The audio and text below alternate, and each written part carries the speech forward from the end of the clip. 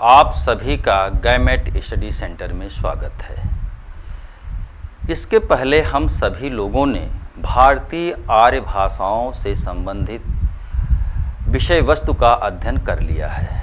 आज हम आपके समक्ष भारतीय आर्य भाषाओं से संबंधित प्रश्नोत्तरी लेकर के उपस्थित हुए हैं। यह प्रश्नोत्तरी उन प्रतियोगी छात्रों के लिए विशेष उपयोगी है जिनके पाठ्यक्रम में भारतीय आर्य भाषाओं को शामिल किया गया है, जिसमें प्रमुख रूप से वैदिक संस्कृत, लौकिक संस्कृत, पाली, प्राकृत, अपभ्रंश, पुरानी हिंदी तथा हिंदी की बोलियों को शामिल किया गया है। अब हम चलते हैं अब तक इस विषय वस्तु से परीक्षाओं में पूछे गए प्रश्नोत्तरी की ओर। पहला प्रश्न है कि हिंदी की आदि जननी क्या है। यह प्रश्न वीडियो परीक्षा 2015 में पूछा गया। हिंदी की आदि जननी यानी मातृ यानी हिंदी को जन्म देने वाली कौन सी भाषा है, इसमें 4 जो है विकल्प दिए गए हैं, अपभ्रंश, पाली, प्राकृत और संस्कृत। तो हमने पढ़ा है कि हिंदी की आदि जननी संस्कृत है। दूसरा प्रश्न है कि हिंदी डैश डैश भाषा उत्तराधिकारिणी है। यूपीएसआई परीक्षा 2016 में यह प्रश्न पूछा गया है, जिसमें ऑप्शन दिया गया था ब्रज, देवनागरी, संस्कृत और अवधी। तो हिंदी किसकी उत्तराधिकारिणी है? संस्कृत की उत्तराधिकारिणी है। संख्या 3 है, संसार की प्रमुख भाषाओं में हिंदी का स्थान है। विश्व में जो भाषाएं बोली जा रही हैं उनको बोले जाने वालों की संख्या के हिसाब से हिंदी का स्थान विश्व की भाषाओं में तीसरा है। चौथा प्रश्न है कि अवधी बोली किस अपभ्रंश से विकसित है। हमने पहले अध्ययन किया था कि अवधी बोली यह पूर्वी हिंदी के अंतर्गत आती है और पूर्वी हिंदी के अंतर्गत अवधी, बघेली, छत्तीसगढ़ी आती है और तीनों जो बोलियां हैं वे अर्धमागधी अपभ्रंश से विकसित हैं। इसलिए अवधी बोली किस अपभ्रंश से विकसित है? अर्धमागधी अपभ्रंश से विकसित है।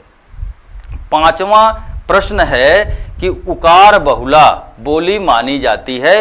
यूपी टीजीटी परीक्षा 2 उत्तर है ब्रज, हरियाणवी, अवधी, जयपुरी। हम जानते हैं कि उकार बहुला जो बोली है वह अवधी है, तो इस प्रश्न का उत्तर यहाँ होगा अवधी। छठा प्रश्न है कि हिंदी को विकास प्रदान करने वाली भाषा कौन है। यूपीएसआई परीक्षा 2017 में यह प्रश्न पूछा गया है, जिसमें विकल्प दिए गए थे संस्कृत, पाली, प्राकृत और अपभ्रंश। हमने अध्ययन किया है कि हिंदी का जो जन्म होता है वह अपभ्रंश के उत्तरवर्ती रूप अवहट्ट से होता है, लेकिन यहाँ पर अवहट्ट ऑप्शन नहीं दिया गया, अपभ्रंश दिया गया है। इसलिए इस प्रश्न में हम उत्तर को मानेंगे अपभ्रंश को। सातवां प्रश्न है, सातवां प्रश्न क्या है? हिंदी की मूल उत्पत्ति मानी गई है किससे? सौरसेनी अपभ्रंश से, अर्धमागधी अपभ्रंश से, मागधी अपभ्रंश से और खस अपभ्रंश से। जब हम बात करते हैं कि हिंदी की मूल उत्पत्ति मानी गई है या यूपीएसआई परीक्षा 2017 में पूछा गया था, तो उत्तर है सौरसेनी अपभ्रंश से। क्योंकि खड़ी बोली को मानक हिंदी के रूप में स्वीकार कर लिया गया, इसलिए खड़ी बोली का जहाँ से जन्म हुआ है वहीं से हिंदी का भी जन्म है। इसलिए इसमें उत्तर क्या होगा? सौरसेनी अपभ्रंश। अब यहाँ पर 8वां प्रश्न है कि वाराणसी, आरा, गोरखपुर के मध्य कौन सी बोली बोली जाती है। यह क्वेश्चन लोअर की परीक्षा 2020 में आया था। हमने पढ़ा है कि वाराणसी, आरा और गोरखपुर का जो क्षेत्र है यह भोजपुरी का क्षेत्र है, इसलिए इसमें उत्तर भोजपुरी होगा। प्रश्न संख्या 9 है कि ब्रज भाषा का मुख्य क्षेत्र क्या है, यानी ब्रज भाषा किन क्षेत्रों में बोली जाती है। ऑप्शन यहाँ दिया गया मथुरा, वाराणसी, प्रयागराज, लखनऊ। जो ब्रज भाषा है मुख्यतः यह पश्चिमी हिंदी उपबोली की एक बोली है जो मुख्यतया मथुरा में बोली जाती है, आगरा में बोली जाती है, अलीगढ़ में बोली जाती है। तो यहाँ पर उत्तर होगा मथुरा।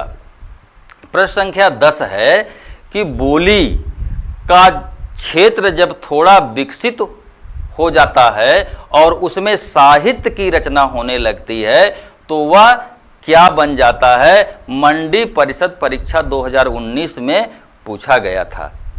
हम लोग इस बात को पढ़ चुके हैं कि जब बोली थोड़ा विकसित हो जाती है और उसमें साहित्य की रचना होने लगती है तो बोली जो है वह उपभाषा का स्थान ग्रहण कर लेती है। तो इसमें उत्तर होगा उपभाषा। अगला प्रश्न है प्रश्न संख्या 11। बुंदेली का क्षेत्र है यह कनिष्ठ सहायक परीक्षा 2019 में जो है ये आया हुआ है। तो उत्तर में 4 ऑप्शन जो दिए गए हैं वो बुंदेली के क्षेत्र के बारे में आपको सही विकल्प चुनने के लिए दिए गए हैं। जो बुंदेली का क्षेत्र है वस्तुतः वह झांसी, जालौन और दतिया में बोला जाता है। तो प्रश्न संख्या 11 का उत्तर घ झांसी, जालौन और दतिया होगा। अब हम आते हैं प्रश्न संख्या 12 पर।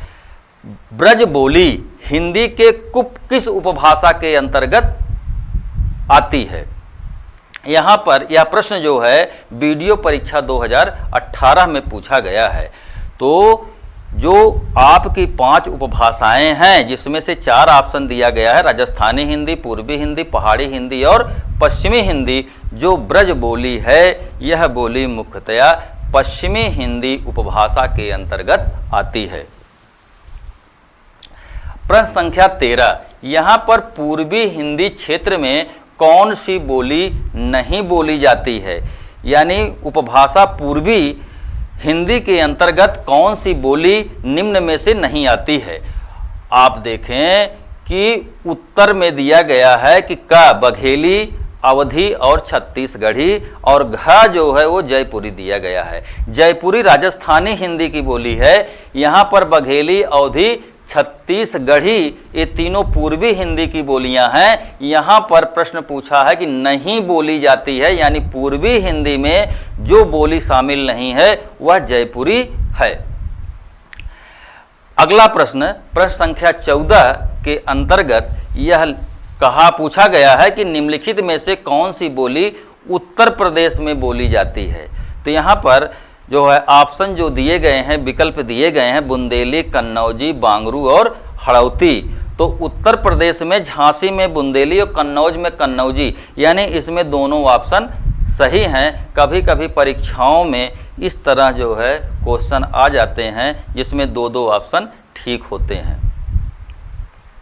प्रश्न संख्या 15 की बात हम करते हैं। प्रश्न संख्या 15 में पूछा गया है कि मथुरा वृंदावन में कौन सी बोली बोली जाती है। यह जो आया हुआ है प्रश्न व्यायाम परीक्षक परीक्षा 2018 में, इसमें मथुरा वृंदावन में कौन सी बोली बोली जाती है उसका ऑप्शन दिया है मारवाड़ी, मराठी, संस्कृत और ब्रजभाषा। हम इस बात का अध्ययन कर चुके हैं कि ब्रजभाषा यह पश्चिमी हिंदी की बोली है जो मथुरा, आगरा और अलीगढ़ में बोली जाती है। प्रश्न संख्या 16 है जिसमें दिया है कि निम्न में से कौन सी बोली उत्तर प्रदेश की बोली नहीं है। यह वीडियो परीक्षा 2018 में आया हुआ था। उत्तर है कि भोजपुरी, ब्रज, कन्नौजी और मेवाती। ये जो 4 ऑप्शन दिए गए हैं इसमें से उत्तर प्रदेश की बोली वह भोजपुरी भी है। भोजपुरी पूर्वी उत्तर प्रदेश में, ब्रज पश्चिमी हिंदी की बोली है, कन्नौजी यह भी पश्चिमी हिंदी की बोली कन्नौज में बोली जाती है, लेकिन मेवाती यह राजस्थान में बोली जाती है और यह जो है राजस्थानी हिंदी की बोली है। इसलिए प्रश्न संख्या 16 में जो उत्तर होगा वह मेवाती होगा। प्रश्न संख्या 17 पर हम आते हैं। प्रश्न संख्या 17 में पूछा गया कि कौन सी प्राचीन भाषा नहीं है। यानी हमने पढ़ा था कि प्राचीन आर्य भाषा के अंतर्गत वैदिक, लौकिक संस्कृत, मध्यकालीन आर्य भाषा के अंदर पाली, प्राकृत और अपभ्रंश, आधुनिक हिंदी के अंतर्गत वर्तमान जो काल चल रहा है। तो यहाँ पर संस्कृत भी प्राचीन भाषा है, प्राकृत भी प्राचीन भाषा है, अपभ्रंश भी प्राचीन भाषा है। तो इसमें प्रश्न संख्या 17 में पंजाबी उत्तर होगा। प्रश्न संख्या 18 है कि कौन सी बोली बिहारी हिंदी की नहीं है, वनरक्षक परीक्षा 2018 में पूछा गया है। तो इसमें जो ऑप्शन दिया गया है कि भोजपुरी, मैथिली, मगही और जयपुरी। भोजपुरी, मैथिली, मगही और जयपुरी जो दिया गया है, इसमें भोजपुरी, मैथिली, मगही ये तीनों जो है बिहारी हिंदी की बोलियां हैं और इसमें जयपुरी राजस्थानी हिंदी की है। इसमें जो उत्तर होगा वह जयपुरी होगा। अगला प्रश्न है कि पंजाब में हिंदी का प्रचार किसने किया। तो यहाँ पर जो ऑप्शन दिया गया है लल्लू लाल सदलमित, राजा राम मोहन राय, श्रद्धा राम फुल्लौरी। तो पंजाब में हिंदी का प्रचार प्रसार श्रद्धा राम फुल्लौरी ने किया। प्रश्न संख्या 20 है कि पूर्वी हिंदी क्षेत्र में कौन सी बोली नहीं बोली जाती है। वीडियो परीक्षा 2018 में आया। यानी पूर्वी हिंदी की कौन सी बोली नहीं है, बघेली, अवधी, छत्तीसगढ़ी और जयपुरी। तो पूर्वी हिंदी के अंतर्गत मुख्यतया 3 बोलियां आती हैं, जिसमें बघेली, अवधी और छत्तीसगढ़ी आती हैं। जयपुरी राजस्थानी या राजस्थानी की बोली है, इसलिए इसमें उत्तर जयपुरी होगा। प्रश्न संख्या 21 में हम आते हैं, देखते हैं कि जयपुरी का स्थानीय नाम क्या है। यह वनरक्षक परीक्षा 2018 में आया है। ढूढ़ाड़ी, बांगरी, बनाफरी, खल्हाटी दूसरा नाम है वह ढूढ़ाड़ी है। प्रश्न संख्या 22 के अंतर्गत हिंदी क्षेत्र में कौन सी बोली नहीं बोली जाती है। तो इसमें अवधी, बघेली, छत्तीसगढ़ी और जयपुरी ऑप्शन दिया गया है, किंतु इसमें जयपुरी जो है वो राजस्थानी हिंदी की है, इसलिए प्रश्न संख्या 22 में जो उत्तर होगा वह जयपुरी होगा। प्रश्न संख्या 23 में उत्तर प्रदेश में कौन सी बोली नहीं बोली जाती है। व्यायाम परीक्षा 2018 में आया हुआ है, जिसमें ऑप्शन दिया गया था कि अवधी, कन्नौजी, ब्रजभाषा और पहाड़ी। इसमें जो है पहाड़ी जो है यह पहाड़ी हिंदी की बोली है, इसलिए यह उत्तर प्रदेश में नहीं बोली जाती है। इसमें अवधी, कन्नौजी, ब्रजभाषा ये जो है उत्तर प्रदेश में बोली जाती है। अब 24वां प्रश्न है कि आधुनिक आर्य भाषाओं का विकास किससे हुआ है। यह यूपीएसआई 2017 में पूछा गया था। इसमें जो विकल्प प्रदान किए गए हैं कि संस्कृत, पाली, प्राकृत और अपभ्रंश। तो आधुनिक आर्य भाषा जिससे हिंदी का जन्म हुआ है और उसके आगे तो उसका जो विकास हुआ है वह अपभ्रंश से हुआ है, इसलिए इसमें जो उत्तर है वह अपभ्रंश है। प्रश्न संख्या 25, आधुनिक भारतीय आर्य भाषाओं का काल कब से कब तक है। यूपीएसआई 2018 में पूछा गया। यहाँ पर दिया हुआ है उत्तर 1 से 500 ईस्वी, 500 ईस्वी से 1000 ईस्वी, 1500 ईस्वी से 800 ईस्वी तक। यहाँ पर देखें जो भी ऑप्शन दिया गया है, इसमें जो सर्वाधिक उपयुक्त यानी सही ऑप्शन है वह 1000 ईस्वी से लेकर के अब तक जितने भी बोलियों का विकास हुआ है ये सभी आधुनिक आर्य भाषाओं के अंतर्गत आती हैं। इसका विकास 1000 ईस्वी से अब तक हुआ है। अगला प्रश्न है 26वां कि लौकिक संस्कृत और अपभ्रंश हिंदी भाषा का उचित विकास क्रम क्या है। इसमें आपको बताना है कि किस क्रम से जो है वह हिंदी भाषा का विकास हुआ है। तो ऑप्शन जो दिया गया है, जो विकल्प प्रदान किया गया है वह है संस्कृत प्राकृत, वैदिक भाषा पाली और प्राकृत पाली और पाली प्राकृत। हम सभी लोगों ने अध्ययन जब भाषा का विकास हम पढ़ रहे थे तो हमने चर्चा किया था कि वैदिक संस्कृत, लौकिक संस्कृत, पाली, प्राकृत, अपभ्रंश, अवहट, पुरानी हिंदी, फिर हिंदी। तो यहाँ पर पाली प्राकृत यह आपका विकल्प सही है प्रश्न संख्या 26 में। प्रश्न संख्या 27वां जो है वह हिंदी का मानक रूप किस बोली से विकसित है, यानी हिंदी का जो वर्तमान मानक रूप है वह किस हिंदी से विकसित है। तो इसमें दिया हुआ है ब्रज, अवधी, मगही और खड़ी बोली। हमने अध्ययन कर लिया है कि जो वर्तमान हिंदी है इसका मानक रूप क्या है, कहाँ से आया है, खड़ी बोली से आया है। तो इसमें उत्तर खड़ी बोली होगा। अगला प्रश्न 28वां है कि प्राचीन भारतीय आर्य भाषा कौन सी है। यानी हमने जाना था कि प्राचीन भारतीय आर्य भाषा के अंतर्गत दो भाषाएं आती थी, लौकिक संस्कृत और वैदिक संस्कृत। जो वैदिक संस्कृत है वो लौकिक संस्कृत की अपेक्षाकृत ज़्यादा प्राचीन है, वह पहले आई है। इसलिए प्रश्न संख्या 28 में जो उत्तर होगा वह होगा वैदिक संस्कृत। प्रश्न संख्या 29 है। प्रश्न संख्या 29 में राघड़ी बोली बोली जाती है। जो राघड़ी बोली है वो हरियाणा की जो है उपबोली है और यह जो क्षेत्र जहां बोला जा रहा है वो राजस्थान के दक्षिण पूर्वी भाग में, वहां पर राघड़ी उपबोली बोली जाती है। प्रश्न संख्या 30 के अंतर्गत प्रश्न पूछा गया है कि कौन सी बोली मध्य प्रदेश की प्रमुख बोली नहीं है, यानी मध्य प्रदेश में कौन सी बोली नहीं बोली जाती है। तो मध्य प्रदेश में जो है निमाड़ी, बुंदेली, मालवी ये तीनों बोलियां बोली जाती हैं। वहां पर बांगरू नहीं बोली जाती। जो बांगरू बोली जाती है वह हरियाणा में बोली जाती है।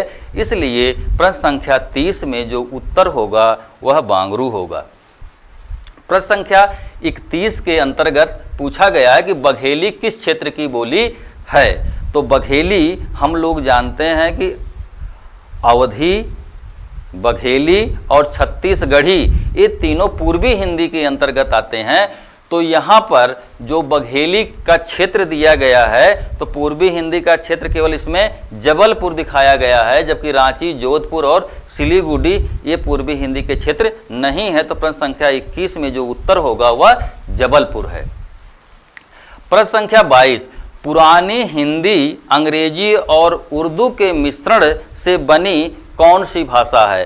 तो उत्तर में दिया गया है, ऑप्शन जो दिया गया, पश्चिमी भाषा, मानक भाषा, साहित्यिक भाषा, हिंदुस्तानी भाषा। तो हिंदुस्तानी भाषा के अंतर्गत तीनों बातें मिक्स रूप से आती हैं, पुरानी हिंदी, अंग्रेजी और उर्दू। तो इसमें उत्तर होगा हिंदुस्तानी भाषा। प्रश्न संख्या 33 के अंतर्गत पूछा गया है कि हिंदी खड़ी बोली के किस अपभ्रंश से विकसित है। यह अमीन परीक्षा 2016 में पूछा गया है, जिसमें ऑप्शन दिया गया है कि अर्धमागधी, मागधी, ब्राचड़ और सौरसेनी। हम इसमें जो उत्तर सबसे सही है या जो सही उत्तर है वह सौरसेनी है। हमने अध्ययन कर लिया है कि सौरसेनी अपभ्रंश से पश्चिमी हिंदी की बोलियां विकसित हुई हैं और यहाँ पर खड़ी बोली जिससे वर्तमान हिंदी विकसित हुई है वह सौरसेनी अपभ्रंश से विकसित है। यहाँ पर यूपीएसआई परीक्षा 2017 में एक क्वेश्चन पूछा गया था, हिंदी आकृति की दृष्टि से किस प्रकार की भाषा है। तो हमने भाषाओं का जब वर्गीकरण अध्ययन किया था तो उसमें यह बात किया गया कि हिंदी जो है वह श्लिष्ट योगात्मक भाषा है। तो इसमें उत्तर घ श्लिष्ट योगात्मक होगा।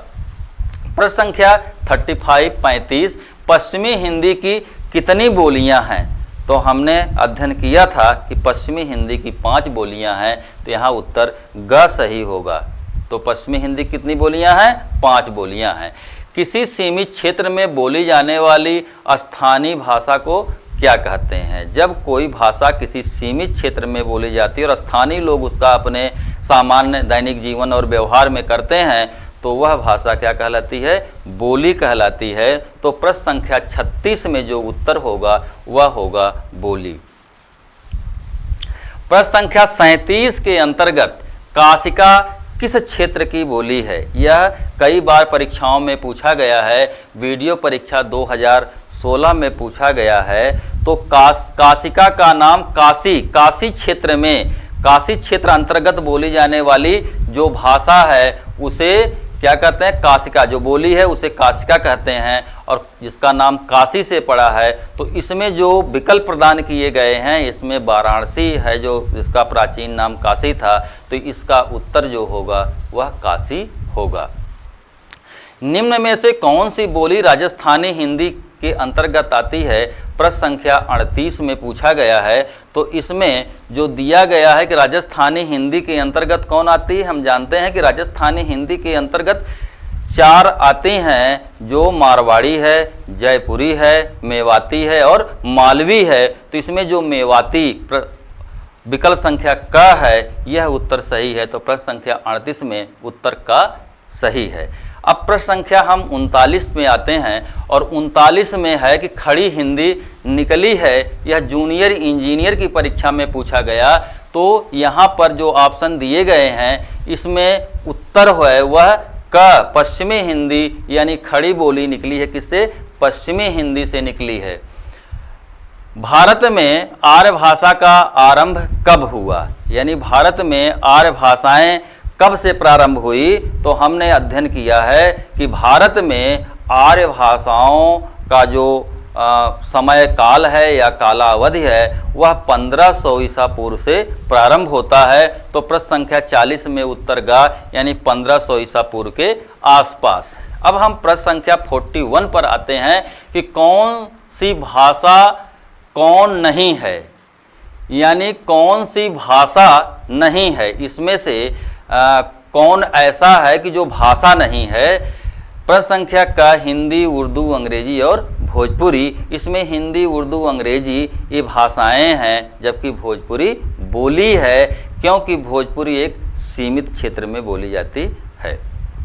प्रश्न संख्या 42 है कि खड़ी हिंदी, खड़ी बोली हिंदी के प्रथम कवि कौन हैं? या KVS केंद्रीय विद्यालय PGT परीक्षा 2016 में आया था। तो खड़ी बोली के प्रथम कवि अमीर खुसरो को माना जाता है। इसमें जो ऑप्शन दिए गए हैं इसमें ऑप्शन का सही है, अमीर खुसरो। प्रश्न संख्या 43, प्रश्न संख्या 43 के अंतर्गत पूछा गया है कि फैजाबाद में बोली जाने वाली बोली है। यह PCS परीक्षा 2018 में पूछा गया था, जिसमें ऑप्शन दिया गया था कि ब्रजभाषा, बघेली, छत्तीसगढ़ी और अवधी। हम जानते हैं कि फैजाबाद जो क्षेत्र है वह अवध क्षेत्र कहलाता है, और अवध क्षेत्र में बोली जाने वाली बोली कौन सी है? अवधी है। तो यहाँ पर अवधी सही उत्तर है। हिंदी शब्द किसका दिया गया है? यह उत्तर प्रदेश B.Ed परीक्षा में कभी पूछा गया था, जिसमें ये 4 ऑप्शन दिए गए थे, आर्यों, यूनानियों, तुर्कों और ईरानियों। हमने पूर्व में अध्ययन किया है कि हिंदी शब्द सिंधु शब्द से जन्म पाई है, और जिसको ईरानियों ने नाम दिया था। तो यहाँ पर उत्तर क्या होगा? ईरानियों ने। प्रश्न संख्या 45वां है कि हरियाणवी या बांगरू किस अपभ्रंश से विकसित है? यह TGT परीक्षा में पूछा गया है 2004 में।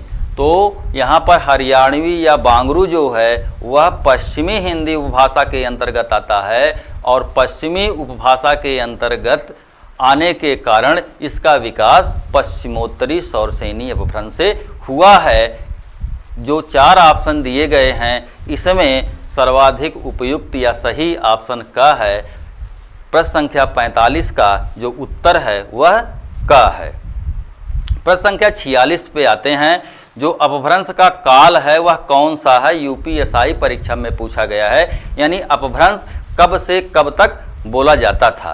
अपभ्रंश का जो काल है वह 500 ईस्वी से लेकर के 1000 ईस्वी तक है।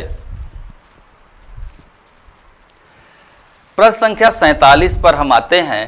प्रश्न संख्या 47 के अंतर्गत पूछा गया है कि निम्न में से कौन सी बोली उत्तर प्रदेश में नहीं बोली जाती है। इसमें 4 बोलियां दी गई हैं, मारवाड़ी, अवधी, बुंदेली, मेवाती। यहाँ पर जो चारों दिया गया है, एक मारवाड़ी, मारवाड़ी कहाँ की बोली है? वह पश्चिमी राजस्थान की बोली है। अवधी कहाँ की है? पूर्वी हिंदी की बोली है, बुंदेली पश्चिमी हिंदी की बोली है, और मेवाती यह भी राजस्थान की बोली है। तो जो ऑप्शन दिया गया 1 2 3 2 3 4 1 और 4 कोई नहीं, तो इसमें उत्तर प्रदेश में नहीं बोली जाती है। तो उत्तर प्रदेश में मारवाड़ी और मेवाती नहीं बोली जाती है, क्योंकि मेवाड़ी और मेवाती जो है वह राजस्थान में बोली जाती है। अगला प्रश्न है कि निम्नलिखित में से कौन भारोपी परिवार की भाषा नहीं है। यह यूपीएसआई में पूछा गया था, जिसका 4 ऑप्शन दिया गया कि हिंदी, मराठी, गुजराती, मलयालम। तो इसमें भारोपी परिवार की भाषा जो है वह मलयालम नहीं है। मलयालम जो है वह द्रविड़ परिवार की भाषा है। तो इसमें उत्तर क्या होगा? मलयालम। 49वां प्रश्न जो पूछा गया है वह पूछा कि निम्न में से कौन द्रविड़ भाषा परिवार की भाषा है। यानी जो ऑप्शन दिए गए हैं उसमें द्रविड़ भाषा परिवार की कौन सी भाषा है। तो इसमें उड़िया, बंगला, असमिया ये तीनों भारोपी परिवार की भाषाएं हैं, जिसमें कन्नड़ है, यह कन्नड़ द्रविड़ भाषा परिवार की भाषा है। प्रश्न संख्या 50 के अंतर्गत पूछा गया है कि सूरीनाम, मॉरिशस, गुयेना, सूरीनाम, मॉरिशस और गुयेना में कौन सी बोली बोली जाती है। तो यहाँ पर जो 4 ऑप्शन दिया गया है कि राजस्थानी, भोजपुरी, ब्रज, गढ़वाली, तो इसमें जो उत्तर है वह है कि फिजी, सूरीनाम और मॉरिशस में भोजपुरी बोली जाती है, यानी उत्तर ख सही है। प्रश्न संख्या 11 कि भाट भाषा किसको कहा जाता है। तो यहाँ पर जो डिंगल, पिंगल, ब्रज और बुंदेली, यहाँ पर हम एक बात स्पष्ट कर देना चाहेंगे कि पश्चिमी हिंदी की जो भाषा थी उस भाषा की 2 शैलियाँ थी, एक डिंगल थी और दूसरा पिंगल थी। डिंगल शैली में जो चारण हुआ करते थे वे राजाओं का प्रशस्ति यानी उसकी वीरता का ऊहात्मक वर्णन यानी बढ़ा चढ़ा करके वर्णन करते थे। भाषा कर्कश और टकार बहुला होती थी और वह कहलाती थी चारण।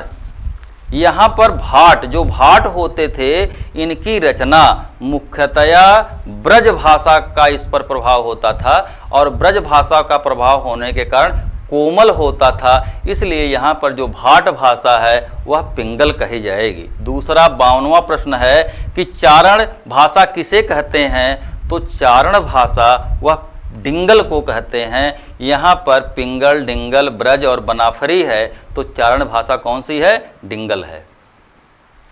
53वां प्रश्न है कि अपभ्रंश किस परिवार की भाषा है। तो हम जानते हैं कि वैदिक संस्कृत, लौकिक संस्कृत, पाली, प्राकृत, अपभ्रंश ये सभी जो भाषाएं हैं ये आर्य भाषा परिवार की हैं। तो यहाँ पर उत्तर ख होगा, यानी आर्य भाषा परिवार। यहाँ पर 54वां प्रश्न है कि लहंदा बोली का विकास किससे हुआ है। तो उत्तर है कि लहंदा बोली का विकास पैचासी अपभ्रंश से हुआ है। इस ऑप्शन में पैचासी उत्तर सही है। 55वां प्रश्न है कि पाली भाषा का एक अन्य नाम क्या है। हम पाली भाषा का अध्ययन करते समय देखे थे कि पाली को बौद्धों ने मागधी, पाली को दक्षिणी बौद्धों की भाषा मानी जाती थी जो श्रीलंका में प्रयुक्त की गई और श्रीलंका के लोग इसे मागधी भाषा मानते थे। इसलिए इसमें जो उत्तर सही होगा वह मागधी सही होगा। यह यूपीएसआई 2021 में पूछा गया था। पाली भाषा का संबंध किस साहित्य से है। यहाँ पर पाली भाषा पूछा गया है। यूपीएसआई परीक्षा 2021 में इसका संबंध किस साहित्य से है। तो पाली भाषा का जो संबंध है वह बौद्ध साहित्य से है। 57वां प्रश्न है कि अपभ्रंश के लिए पुरानी हिंदी का प्रयोग किसने किया। तो जो ऑप्शन दिए गए हैं इसमें सर्वाधिक उपयुक्त ऑप्शन चंद शर्मा गुलेरी हैं, यानी अपभ्रंश के लिए पुरानी हिंदी शब्द का प्रयोग चंद्रधर शर्मा गुलेरी ने किया। हिंदुस्तानी भाषा का स्वरूप क्या है। जो हिंदुस्तानी भाषा का स्वरूप है वह हिंदी उर्दू मिश्रित, हिंदुस्तानी भाषा वह हिंदी उर्दू मिश्रित है। प्रश्न संख्या 58 में ऑप्शन ख सही है। प्रश्न संख्या 59 में कि निम्न में से कौन सी हिंदी की समस्त बोलियों में ट वर्ण बहुलता है, यानी टकार बहुलता किस हिंदी की बोलियों में है। तो यहाँ पर जो राजस्थानी हिंदी है इसकी जितनी भी बोलियाँ हैं सभी टकार बहुला हैं, तो यहाँ पर उत्तर राजस्थानी हिंदी होगा। यहाँ पर 60वां प्रश्न है कि ब्रज भाषा की प्रमुख उपबोलियाँ कौन सी हैं। तो ब्रज भाषा की जो प्रमुख उपबोलियाँ हैं वे हैं भरतपुरी, अंतर्वेदी, डांगी, भुक्सा, ग्वालियरी और माथुरी। यानी इसमें प्रश्न संख्या 60 में सारे ऑप्शन सही हैं, यानी सारे विकल्प सही हैं। प्रश्न संख्या 61 में कि अवधि की प्रमुख उपबोलियां कौन सी हैं। तो यहाँ पर अवधि की प्रमुख उपबोलियां वो बैसवाड़ी, मिर्जापुरी, बनौधी यानी तीनों हैं, और तीनों होने के कारण इसमें उपर्युक्त सभी उत्तर सही है। प्रश्न संख्या 62 भोजपुरी की प्रमुख उपबोलियां क्या हैं। तो भोजपुरी की जो प्रमुख उपबोलियां हैं वह है गोरखपुरी, सोनपारी, मधेसी, सखारिया, खारवाही, सारन, छपरहिया। यानी इसमें 62वें प्रश्न में उपर्युक्त सभी उत्तर ठीक हैं। पूर्वी बोली किसको कहा जाता है। तो पूर्वी बोली जो है वह अवधी और भोजपुरी दोनों को कहा जाता है। प्रश्न संख्या 64 है कि पूर्विया बोली किसको कहा जाता है। तो पूर्विया बोली जो है वह अवधी को कहा जाता है। इसमें जो ऑप्शन का वह सही है। प्रश्न संख्या 65 में खड़ी बोली को परदेसी किसने कहा। तो खड़ी बोली को भारतेंदु हरिश्चंद्र ने परदेसी कहा। इसमें से जो ऑप्शन सही है वह का सही है। प्रश्न संख्या 66 यानी 66 में खड़ी बोली को टकसाली किसने कहा है। तो खड़ी बोली को टकसाली गिलक्राइस्ट ने कहा है, और इसमें जो ऑप्शन दिया गया है चारों, इसमें का सही है गिलक्राइस्ट। प्रश्न संख्या 67 के अंतर्गत काशिका उपबोली किन क्षेत्रों में बोली जाती है। तो अभी हमने बताया था कि काशिका का जो क्षेत्र है काशी के आसपास के क्षेत्रों में, काशी से सटे हुए जिलों में यह जो बोली जाती है। तो इसमें मुख्यतया बनारस, आजमगढ़, भभुआ, यानी बनारस तो मुख्य है लेकिन इसमें आजमगढ़ का कुछ भाग, भभुआ का कुछ भाग भी आता है, इसलिए इसमें उपयुक्त सभी उत्तर सही होगा। मणि माधुरी और नाग भाषा किस बोली का नाम है। प्रश्न संख्या 68 है। तो मणि माधुरी और नाग भाषा जिस बोली का नाम है वह है ब्रज भाषा। इसमें उत्तर ख सही है। प्रश्न संख्या 69 है ब्रज भाषा को ग्रियर्सन ने अंतर्वेदी क्यों कहा। ब्रज भाषा को अंतर्वेदी कहने के पीछे ग्रियर्सन का मंतव्य था कि यह गंगा और यमुना दो नदियों के मध्य की भाषा होने के नाते इसका नाम अंतर्वेदी कहा जाना चाहिए। तो इसमें उत्तर का सही है। देसाड़ी किस बोली को कहा जाता है। तो उत्तर है कि हरियाणवी को देसाड़ी भी कहा जाता है। संख्या 71 है कि बुंदेली की उपबोलियां कौन कौन सी है। तो इसमें पावरी, लोधांती और निभट्टा, ये तीनों जो उपबोलियां हैं ये सभी बुंदेली की उपबोलियां हैं। प्रश्न संख्या 72 है कि अंगिका किस राज्य की उपबोली है। तो अंगिका बिहार राज्य की उपबोली है। प्रश्न संख्या 72 है कि मगही बोली के लिए किस लिपि का प्रयोग किया जाता है। तो आप जान लें कि मगही बोली के लिए कैथी लिपि का प्रयोग किया जाता है। हिंदी भाषा की लिपि कौन सी है। तो हम जानते हैं कि हिंदी भाषा की जो लिपि है वह देवनागरी है। धन्यवाद।